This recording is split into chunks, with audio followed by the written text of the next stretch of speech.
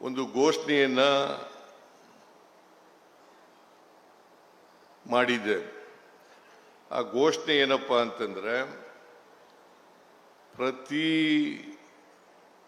ಜಿಲ್ಲೆನಲ್ಲಿ ಒಂದು ಮೆಡಿಕಲ್ ಕಾಲೇಜನ್ನ ಮಾಡಬೇಕು, ಪ್ರತಿ ಜಿಲ್ಲೆನಲ್ಲಿ ಒಂದು ಮೆಡಿಕಲ್ ಕಾಲೇಜನ್ನ ಮಾಡಬೇಕು ಅಂತಕ್ಕಂಥ ಘೋಷಣೆಯನ್ನ ಮಾಡಿದೆ.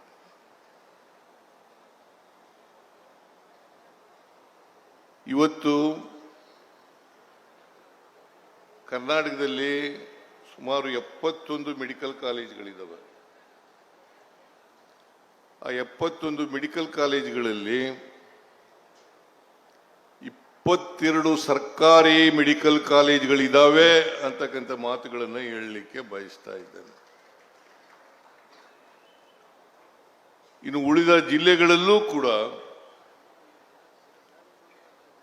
ಹಂತ ಹಂತವಾಗಿ ಮೆಡಿಕಲ್ ಕಾಲೇಜುಗಳನ್ನು ಮಾಡ್ತೇವೆ ಅಂತಕ್ಕಂಥ ಮಾತುಗಳನ್ನು ಹೇಳಲಿಕ್ಕೆ ಬಯಸ್ತಾ ಇದ್ದೇನೆ. ಶಿವಾನಂದ, ಬಿಜಾಪುರದಲ್ಲೂ ಕೂಡ ಮೆಡಿಕಲ್ ಕಾಲೇಜನ್ನು, ಸರ್ಕಾರಿ ಮೆಡಿಕಲ್ ಕಾಲೇಜನ್ನು ಮಾಡ್ತೇವೆ.